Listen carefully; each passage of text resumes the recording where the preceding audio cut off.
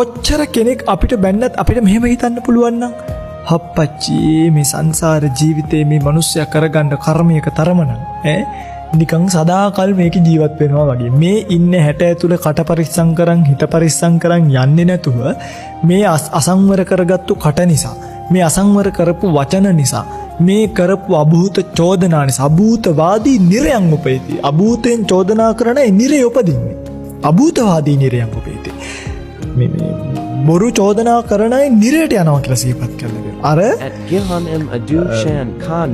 එක චණ්ඩාල කෙල්ලක් චණ්ඩාල වෙලා උපදිනවා තමන්ගේ අම්මට ඔබයි චණ්ඩාලි කියලා කියනවා.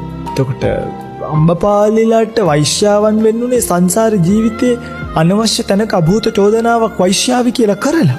දැන් ඔබ කොච්චර ওই වචනේ පාවිච්චි කරලා මිනිස්සුන්ට බැනලා ඇද්ද? මේකේ විපාකය කල්පනා කරන්න.